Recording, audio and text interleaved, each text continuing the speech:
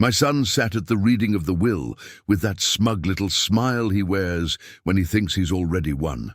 He was certain I would walk away with nothing from his mother's fortune, all $34 million of it. But the lawyer read one single sentence, and the smile slipped off Darian's face like a mask in the rain. He went from pale to crimson so fast, the framed diplomas on the wall felt like they rattled. Before we continue, please subscribe to the channel and tell us where you're listening from in the comments. The coffee cup didn't so much fall as slip away from me, a damp bar of soap popping from my fingers. It shattered on the linoleum in 3 big petals and 100 bright chips, black coffee blooming out in a slow fan beneath the table. Through the wall, Mrs. Elaine Hendricks hit a new octave. "Your sprinklers are drowning my peonies again, Jerry." Her voice was the kind that could cut a bagel in the wrapper. In my mind, I saw the guilty elbow joint, the one I'd sworn I was going to replace on Saturday, spitting a high silver arc over the fence like a firehouse baptism, tapping the flower bed every 3rd morning with water the soil didn't need. 65, knees that clicked like castanets when I knelt. And there I was again, mopping up what I'd partly caused and partly inherited. I grabbed the old dish towel with the faded cherries, folded it twice, then dropped to a knee and pressed into the puddle. The towel drank fast. The stain on the floor spread faster. The phone began to ring. I let the machine catch it.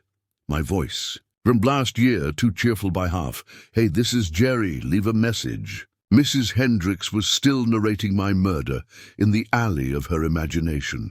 "Property values, Gerald. My peonies are worth more than your rent, you know." The phone rang again and again, slicing her words into pieces, as if someone had decided to compete with Elaine for loudest thing on Grand Avenue. On the 5th ring, I stood, wiped my palm on my jeans, and lifted the receiver. Gerald Flores speaking. "Mr. Flores, good morning. This is Janice Morgan with Morgan, Welsh and Associates in Cheyenne." Her voice had that professional calminess people practice in the mirror. I'd heard the tone before from doctors, a superintendent after a transformer, fire, a young HR rep who didn't want to cry telling me my shift was being cut. A tone designed to brace you. "I'm calling regarding Brigitte Elise Flores." My hand tightened around the handset until the cord squeaked. No one had said Brigitte's full name around me for 15 years. In life, she'd been Brielle to most B to a select few. Brie when she was teasing me about the way I made scrambled eggs. What about her? I asked. "I'm very sorry to tell you Mrs. Flores passed away Tuesday evening. The funeral is scheduled for Friday at 2 o'clock at Riverside Memorial Chapel on Grand. There will be a reading of the will afterward." I sat without meaning. 2. The chair objected, an old walnut groan that sounded like a ship turning in ice. Tuesday. 3 days I'd spent fussing with a Ford 89 PVC elbow joint and a coffee stain, while the woman I'd married in September sun was already gone. "Mr. Flores, are you still with me?" "Yes," I said. It sounded like a recording of me answering from the end of a tiled hallway. "How did you get this number?" "You were listed among Mrs. Flores's personal effects as an emergency contact," she said. "I understand you were previously married, 22 years collapsed into a checkbox. Yes, divorced in 2010. You're named in the will as a beneficiary. We ask that you attend. The reading is scheduled for 4:30 in our offices." Beneficiary landed like a misdelivered package. Brielle had built Flores Strategic after we split, transforming the half-formed consulting practice that started at our oak table into a firm that bought billboards on I-80 and took calls in airports I'd never see the inside of. What could she possibly have left me that wouldn't be an insult or a formality? "I'll be there," I said. I stayed at the table after she hung up, like the receiver might ring again, and return the world to its factory settings. The towel I dropped was already soaked, cherries maroon, water edging toward the baseboard. Through the window above the sink, I saw Elaine in her flower bed in a quilted vest over a sweater that looked like it was knit from the concept of February. Her peonies drooped like drunk debutantes. She put her fists on her hips. The stance, another confrontation in 12 minutes, but all of that, the water, the flowers, the elbows and fittings, had stepped back into a smaller room. The kitchen was brighter suddenly, the motes in the slanted light moving, with a deliberateness I could see. I said her name once, quietly, as if it could summon a gentler version of this moment. Brigitte. And just like that I was in Murphy's Grill, February 1987, the night I first heard her voice cut a room in two, before and after. "You're telling me you won't consider women for weekend manager because women can't handle the pressure?" she said to the man behind the counter, a hard-used fellow with a mustard smear on his cuff. "That's not policy, that's prejudice in a cheap tie." She wore a red wool coat like a banner, and under the fluorescent hum, her cheeks were winter bright. There was a business card in her hand, even before she asked for paper to leave it on. The manager tried to backpedal, his mouth full of words he'd heard from other men. She smiled, not kindly and not unkindly, just decisively, and slid the card across the counter like a chess move she'd calculated 3 moves ago. "Call me when you want to hire by qualification rather than superstition." "Indeed," she said. The bell over the door jingled as she left, and the diner felt a wattage dimmer. "That one's trouble," the manager muttered. I put down my fork, left a 5 beside a half-finished slice of apple pie, and said something I didn't plan until I heard it. "No, that one's extraordinary." The business card sat in a little rectangle of light on the formica. B. Chen, business consultant. I memorized the number, walked into the cold, and watched a blue Honda Civic check. Its mirrors twice before easing into traffic. Careful, methodical, fearless. It took 3 days to call. "B. Chen," she said, brisk as a metronome. "Hi, this is—" My voice cracked like a teenager's. "This is Gerald. We haven't met. I saw you at Murphy's on Friday." "You man with the apple pie," she said, "and the rescue line." I felt my ears go warm. "Dinner?" I blurted. "Not at Murphy's." "Is this a date?" she asked, "or a request for consulting services?" "Definitely a date," I said. "Although, if you have any advice about convincing brilliant women to have dinner with strangers—" She laughed, the kind that sounds like it surprised the person laughing. "Romano's on 3rd, Saturday 7. Wear a shirt you don't feel ambivalent about." She wore the same red coat to dinner, under it a black dress that made my heartbeat sound like it had a microphone. We didn't talk about business. She told me about her mother's stubbornness and her grandmother's lemon squares and the music she ran to when she needed to outrun her thoughts. I told her about the plant, how the hum of a good transformer feels like a cat on your knees, and the movie I watched every Christmas, even though it made me cry. When I told her about flooding my apartment trying to fix a faucet, she laughed so hard she had to put a hand on the table like she might lift off if she didn't. 6 months later, I proposed at the same counter, under the same bright lights, ring, on the same kind of plate that had once held my apple pie. She said yes in the middle of my sentence, then kissed me while the bell over the door tried and failed to keep up. Our wedding ran on September light, her grandmother's dress in a new shape, wildflowers we picked at the edge of a field that was the wrong side of town for imported roses. I remember the way her hands shook and the way mine shook worse. "Forever," she whispered as I slid. The ring! And I believed the sky itself was co-signing. Darian arrived 2 autumns later, furious at air. He had my mouth and her impatience and a grip on my finger that convinced me he would not drown in this world if I could help it. Brielle counted breaths and ounces, with the same precision she would later bring to contracts and cash flows. She checked the car seat twice, then once again like a ritual that would guarantee his safe return to our front door every day, until he was old enough to roll his eyes at the very idea. When he was 7, we crossed a line we didn't see. She bought him a real computer. He needs to think in code, she said. The future belongs to kids who aren't afraid of it. I can teach him to bait a hook, I said, half joke, half plea. You can teach him both, she said, which is how it starts. Both becomes and, until no one can hold all the ands without putting something down. Flores Strategic landed the mining consortium the year we moved to Hillcrest Avenue. The house had 3 bathrooms, a kitchen island the size of a small stage, and a chandelier that behaved like a mirror you had to ask permission to use. The fridge dispensed ice through the door as if that were a moral improvement. A housekeeper started coming Tuesdays and Fridays. Darian's room looked like a store where other boys would point through the glass and say, "Someday, isn't this wonderful?" Brielle said, arms wide in the new dining room with the table that required coasters like papers, require notarization. We can entertain properly.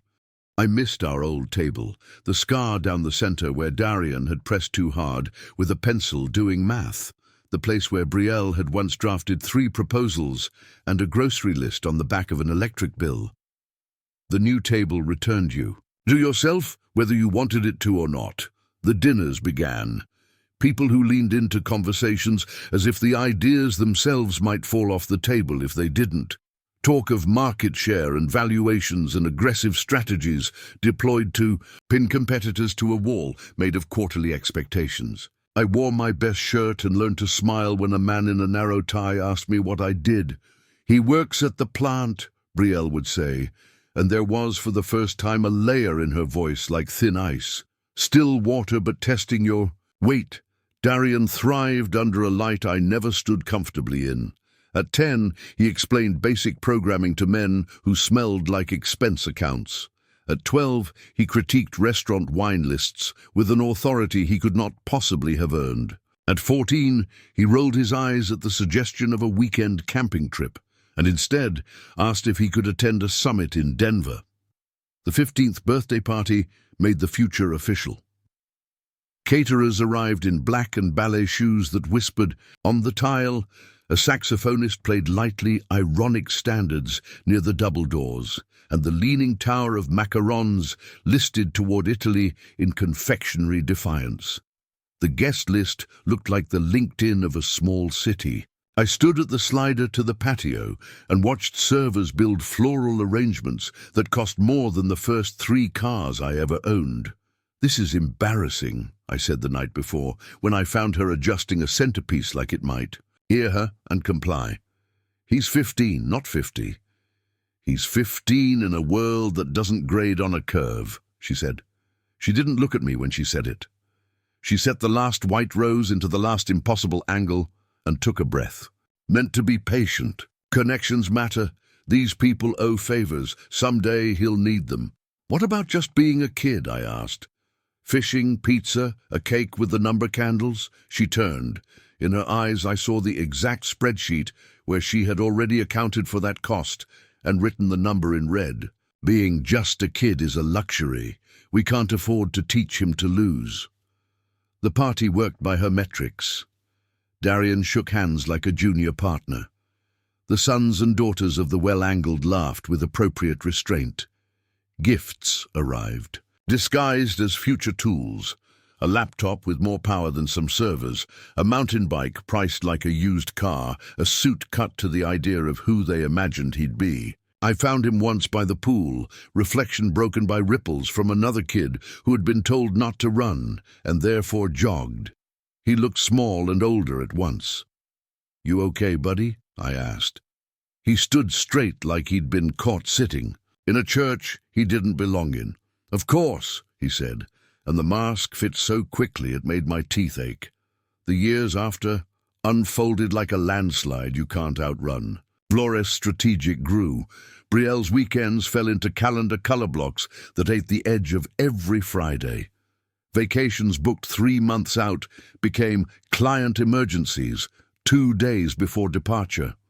Darian got taller and sharper and learned how to win an argument by changing the subject to why he was right. I kept working at the plant, held the grid through summer lightning and winter ice, and learned to cook 3 dinners I could plate under 5 minutes.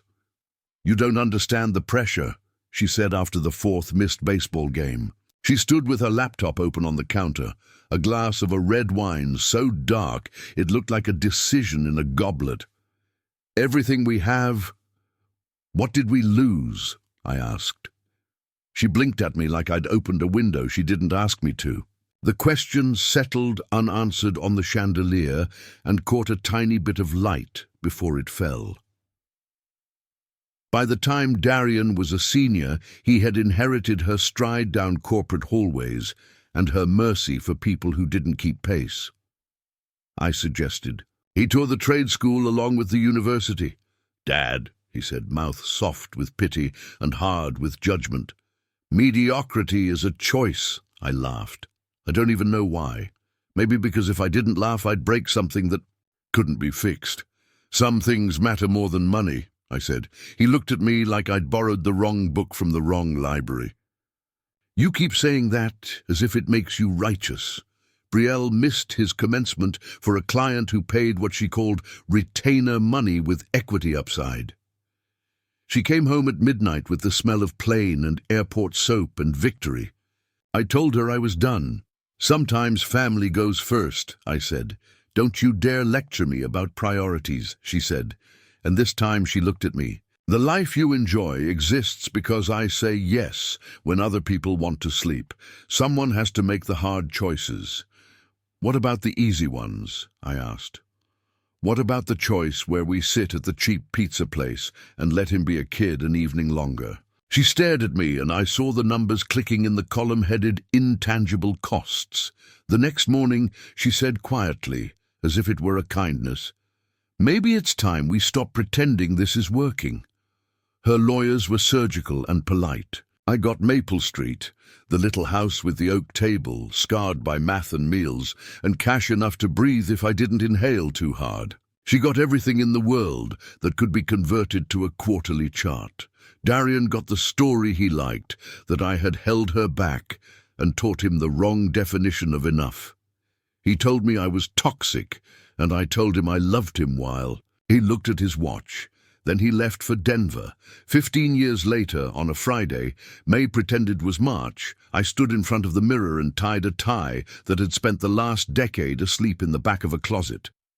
My hair had more arguments. With silver than it used to, the map of my face had more roads. I put my hands flat on the sink and told my reflection the truth. I was going because I had once promised forever and meant it. The drive up Grand shows you Rock Springs in slices.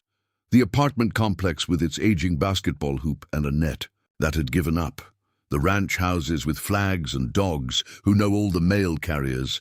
Then the stone facades and manicured corners where money remembers itself. Riverside Memorial sits on a hill with stained glass that makes the light look like a promise kept to somebody richer than you.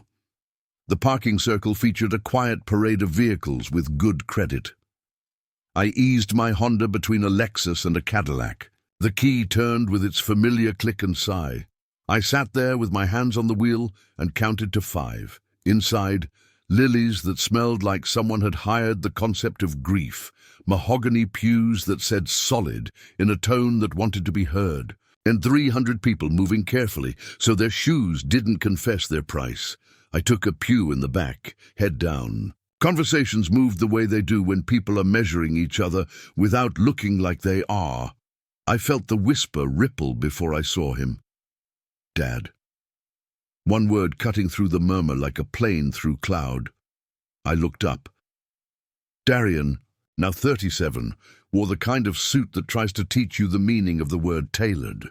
He had her jawline and my mouth and a cologne that smelled like cedar and ambition. "What are you doing here?" he asked, loud enough to make the lilies insecure. "I came to pay my respects," I said. "You lost the right to do that 15 years ago." "I don't think rights expire for that," I said, but if he heard me, he filed it under irrelevant. He turned to the room with the ease of a man used to owning the angle of attention. "For those who don't know," he said, with a graciousness that had a blade inside it, "this is Gerald Flores, the man who spent 22 years holding back one of the brightest women this town has produced." while my mother was building an empire. He punched a clock and complained about her ambition. Darian, I said, sharper than I meant. He continued, the story was not new to me. The novelty was in the sound system. People nodded in that careful way that says, we have made our peace with this version because it is tidy and makes us look smart for believing it. When he finished, I waited for the silence to pick a side. I loved your mother for 40 years, I said, my voice surprising us both by not shaking. 22 of those as her husband, 18 more as someone who wished her well. I'm not here to make claims. I'm here because once upon a time we promised each other something, and I intend to honor that. We stood in the kind of quiet that makes the air feel upholstered. The funeral director's voice, professional, velvet, built for exactly this, slid in. We'll begin in 5 minutes. Darian returned to the front pew with the family. People resumed murmuring in the way people do when they've decided not to think too hard. The service told the story of a woman the town had needed, visionary, relentless, generous when the cameras were on, and sometimes when they weren't. The eulogies said the right words in the right order. The music trembled and resolved. I left. Last, Mr. Flores? A man in an excellent suit and wire-rimmed glasses intercepted me near the aisle. Daniel Mercer. Mercer and Walsh. He looked younger up close than his reputation. He carried a leather briefcase like it had grown there. Could I have a word with you and Mr. Flores? Your son. Darian arrived with that half-step of impatience. I recognized like my own hand. Finally, he said, let's handle the business. Mercer's office sat 3 blocks away in a restored Victorian, with floors that creaked on purpose and windows tall enough to make a man stand straighter. The certificates on the wall signaled a long obedience in the same direction. Photos with people who matter. One with Brielle, hair pulled back, eyes bright in the way they were when she'd solved a puzzle before the rest of the room knew there was a puzzle. Please, Mercer said, gesturing to 2 leather chairs. Darian took the one nearest the desk because of course he did. I took the other half-angled to a tall window where dust moved like tiny planets. Mercer settled behind the desk, opened a thick file, and put on reading glasses with the deliberate slowness of a man who knows half the work is in the pause. This is the last will and testament of Brigitte Elise Flores, he began. Executed. March 15, 2024. It supersedes all previous wills and codicils. I wondered briefly and with a sting what had put her in front of a lawyer last March. A scare, a number, a breath that wouldn't come. He continued. The phrases landed in the room with the smooth weight of polished stones. Sound mind and disposing. Memory, no undue influence, properly witnessed. Darian leaned forward a centimetre, fingers together, an anchor pretending to be a steeple. To my beloved son, Darian Cole Flores, Mercer read, I leave the family home at 847 Hillcrest Avenue, including all furnishings, artwork, and personal property therein. Additionally, I bequeath to Darian the sum of $500,000 from my primary investment account to be transferred within 60 days of probate. A $975,000 house at last tax assessment, and $500,000 in cash, before furniture, before art that had once required me to pretend I understood why it mattered. Darian's smile did not go all the way to his eyes. I could see the math on his tongue.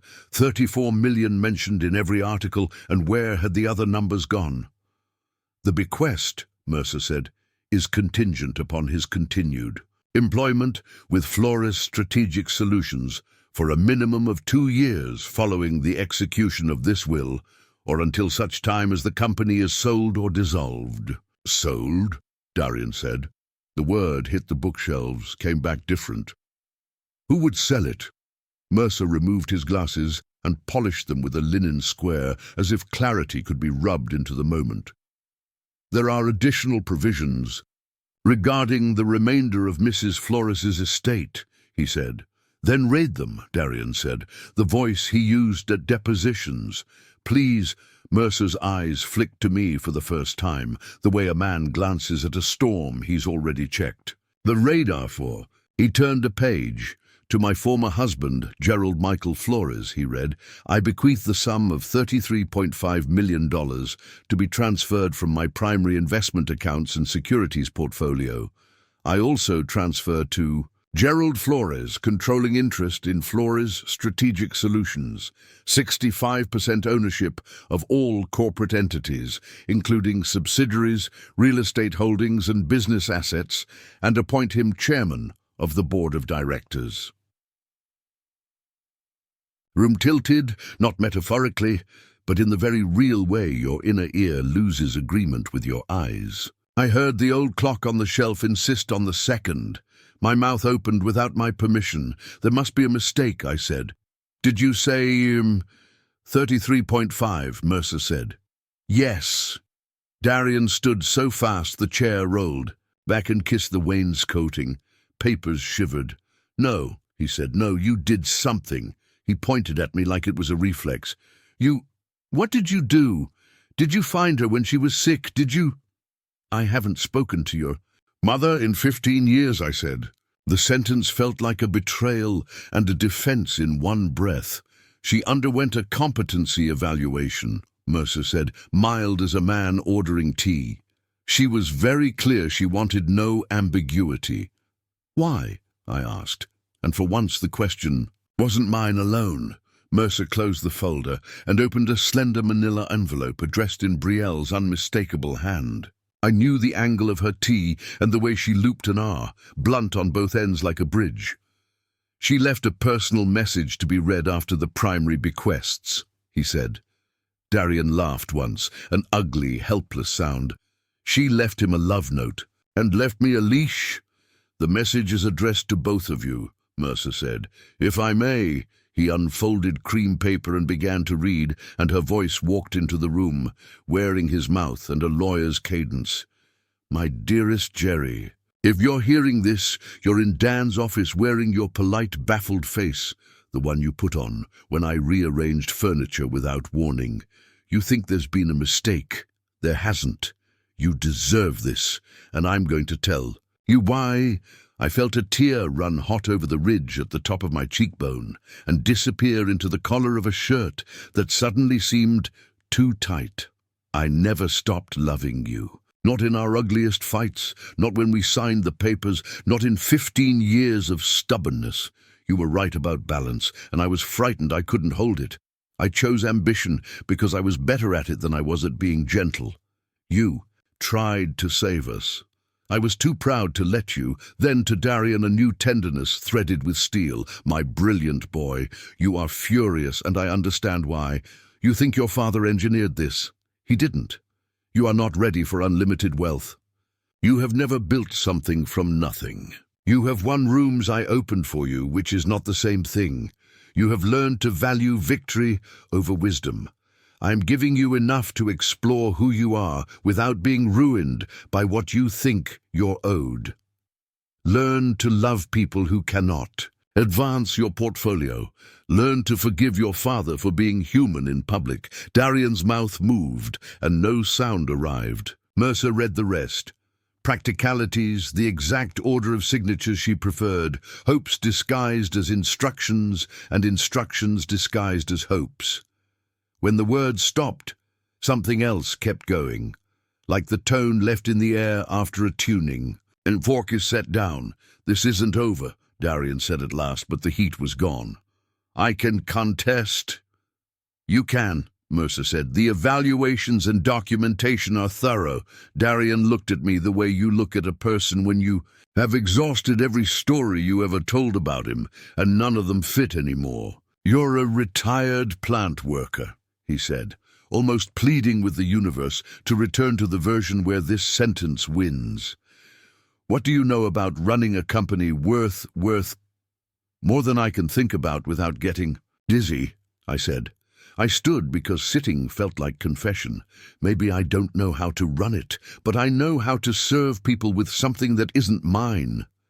He shook his head, a little boy trying to dislodge a bee. This is insane.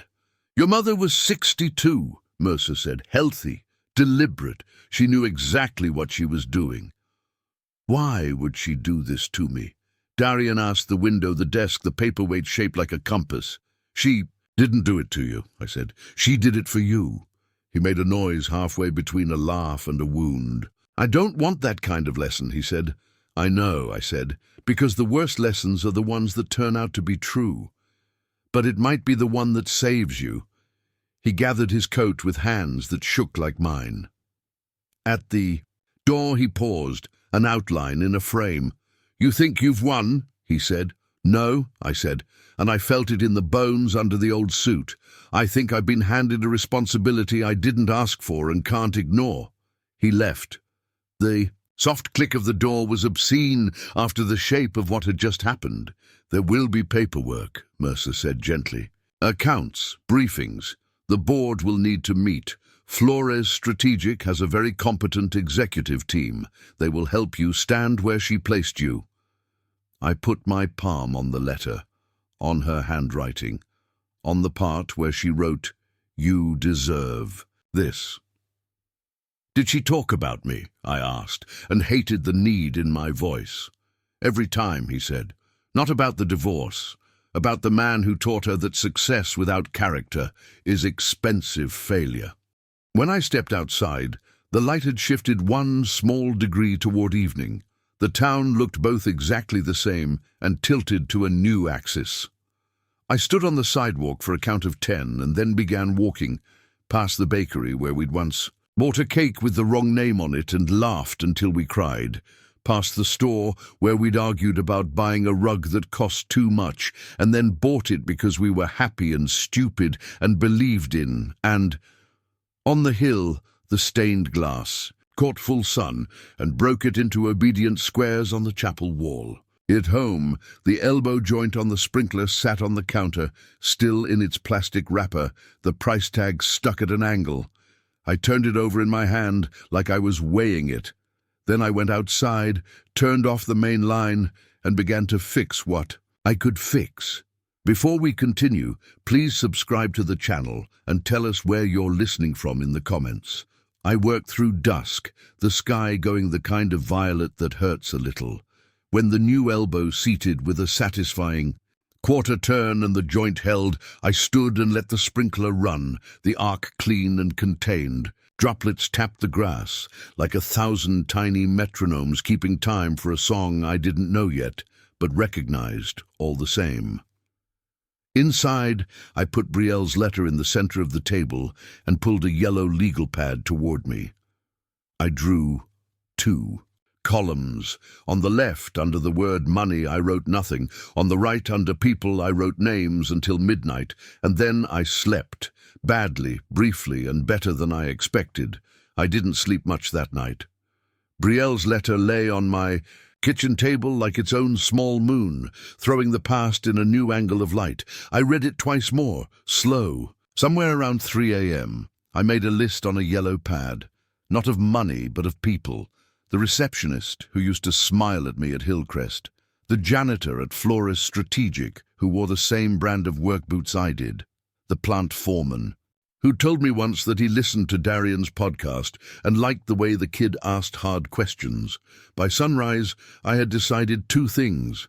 1, I would not sell Flores Strategic. 2, I would not pretend to be a CEO overnight.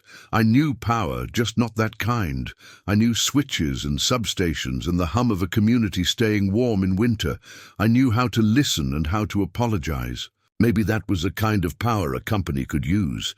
The transition meeting took place in a glass conference room with a view of the town Brielle and I had both loved and left in different ways. The executive team, sharp, tired, protective, studied me like I was a test they hadn't studied for. I'm not here to swing an axe, I said.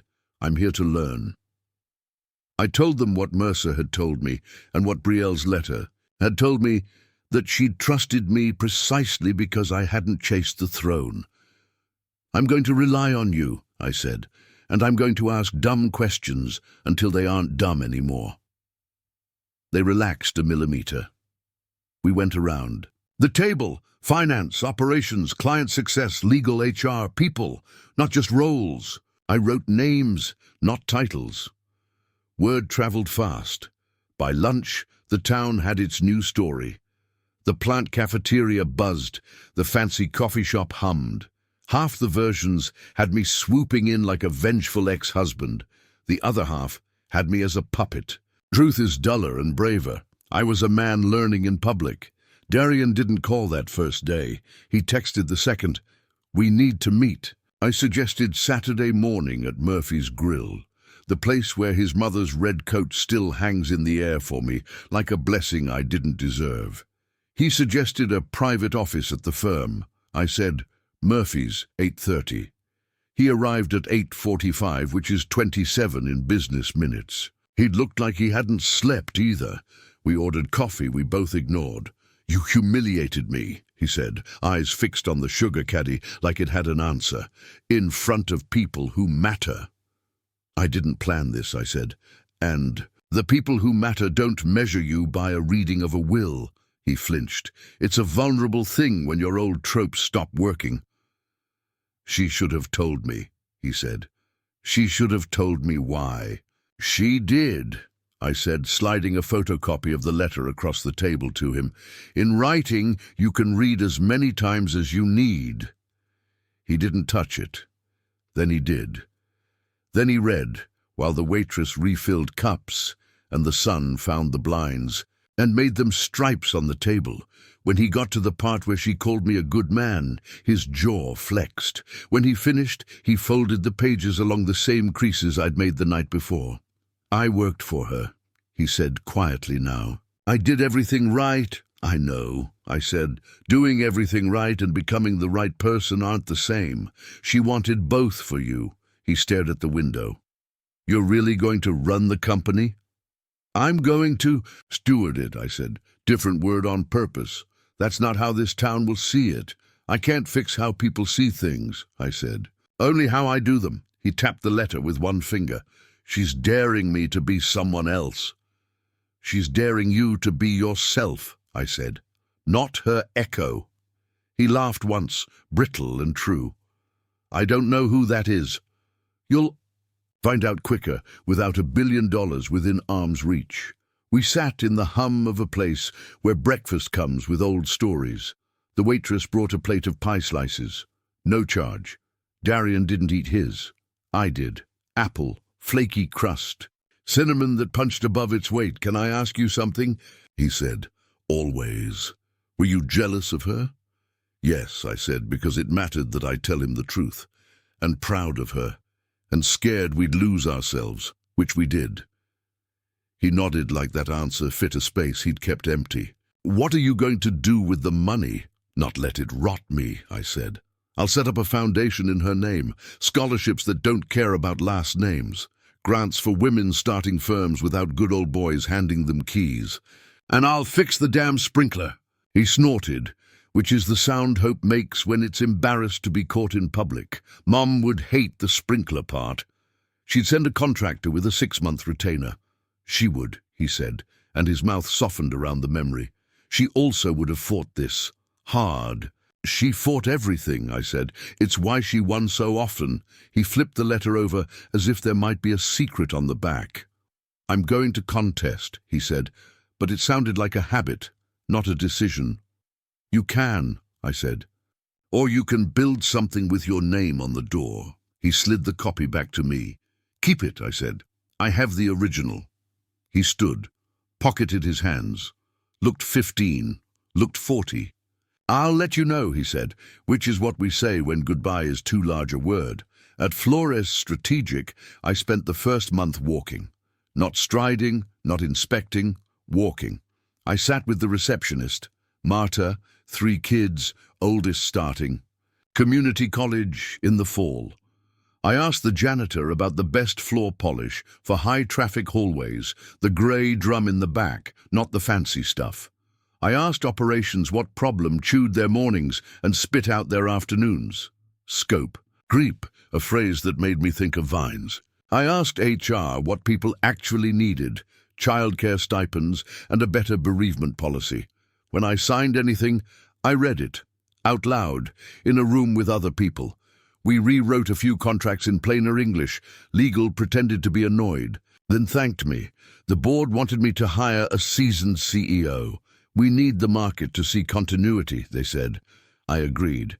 We studied candidates whose resumes glowed. I chose a woman who didn't interview like a brand, but like a builder. Alma Ruiz, a first-generation American with a public school cadence and a private equity spine. She asked me, "Are you going to let me do the job when the old guard grumbles?" "I intend to make you impossible to ignore," I said. We announced her with a town hall meeting rather than a press release.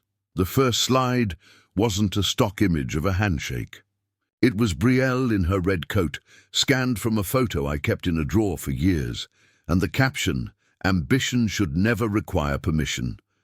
The second slide read, "Neither should integrity."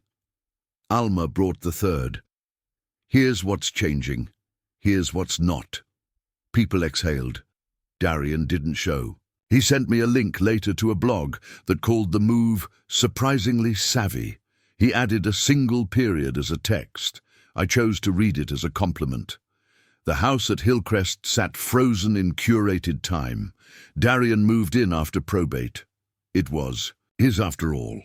But he left most of the rooms untouched, like a museum docent might scold him from the hallway. I went once, by invitation, to look at some boxes he didn't want. We opened a cedar chest and found the dress, not her wedding dress, but the black one under the red coat, and a stack of notes she'd scribbled during the early days. Pricing, models, names of women she wanted to mentor, a list titled "Don't Lose This."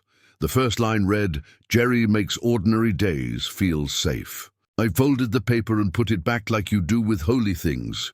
"Take what you want," Darian said, and I took nothing but a recipe card in her handwriting, lemon squares. I baked them the next day and ate two and gave the rest to the team with a story nobody asked for and nobody walked away from. There were days I felt counterfeit, a plant worker in a borrowed suit at a table built for sharks. There were also days the company felt more like a city service again, the way Brielle and I dreamed it might be before scale and praise made everything heavier. We rolled out a profit-sharing plan that gave the people who cleaned conference rooms the same percentage bump as the ones who closed seven-figure deals. Alma made a face like she was swallowing an argument and then said, "Okay, but we'll measure it." We did. Retention ticked up, sick days ticked down. People smiled without checking who was watching. The foundation paperwork took time. I named it the Elise Fund, for reasons that made sense in my chest. Scholarships went first not to perfect transcripts, but to stubbornness and grit. We wrote guidelines that read like a grandmother's advice disguised as a charter. News coverage came because news finds money. Some of it was kind, some of it was sharp. I stopped reading the comment sections the day someone with an anonymous name called me a jackpot X. I went for a walk instead and fixed a sprinkler elbow when I got home. On a Tuesday, Darian showed up in my office without an appointment, which is a thing sons are allowed to do even when they are furious and 37. He stood in the doorway like the past had him by the shoulder. "I withdrew the contest," he said. "I couldn't read that letter again and still file the papers." "Thank you," I said, "because sometimes that's the only right sentence. I want to ask Alma for a different role," he said. "Not sales, I'm good at it. It makes me someone I don't like." "What do you want?" "Client success," he said, surprising us both. "Helping people use what we sell to actually do what they said they wanted to do." "It's harder. I know. It pays less. I know. It looks less flashy on LinkedIn." He rolled his eyes at himself and smiled. "I know. Alma hired him after making him interview like a stranger. He grew quieter and kinder in small ways first. The way he wrote emails, the way he stood when someone else talked, the way his jaw unclenched when no one was keeping score. Then he grew different in larger ways. He called me on a Wednesday to ask about my day. He sent Marta's son a list of books to read before community college. He brought me a copy of a policy he wrote that made renewals less predatory. I edited it with a pencil. He took my edits. He sent me a photo of the lemon squares he made from the card I'd left on his counter. The first pan looked like a crime. The second looked like dessert. Progress has that shape. People asked me for a speech at the 1-year mark of the transition. They wanted a story with bite and glow. I stood in the same glass room and told them something plainer. Brielle built this place, I said. When we stopped building our marriage, she kept building this. Some of you were here for that climb. Some of you only know the view. Both are true. Both are heavy. Wealth is a tool. It becomes a weapon when you point it at people. We're going to keep the tool part. I told them about the janitor's floor polish and the receptionist's kid and the plant foreman's podcast. I told them I had learned the names of the night crew on purpose because the day crew gets all the catered lunches. I told them the Elise Fund had sent its first 10 scholars to community college and a tech boot camp and a nursing program. We put their names on the screen. People clapped. The loud, messy clapping you hear at high school gyms when the valedictorian mentions Grandma. Someone cried. It might have been me. After the meeting, Darian walked me to the elevator. You didn't mention me, he said. It wasn't your meeting, I said. I know, he said with no edge at all. That's the weird part. It felt good anyway. We rode down in silence, floors ticking by. In the lobby, Alma caught up with us. Client just renewed early, she told Darian, said they finally felt seen. She gave him the credit without ceremony. He nodded, like the praise was a tool too, not a drug. That night I went home and turned the sprinklers on by hand and watched water arc like a silver ribcage in the dusk. The elbow held. I made a pan of lemon squares and wrapped a plate for Elaine. Hendricks, my neighbor with the operatic peonies. I left the plate on her porch with a note. Repaired. Sorry for the mess.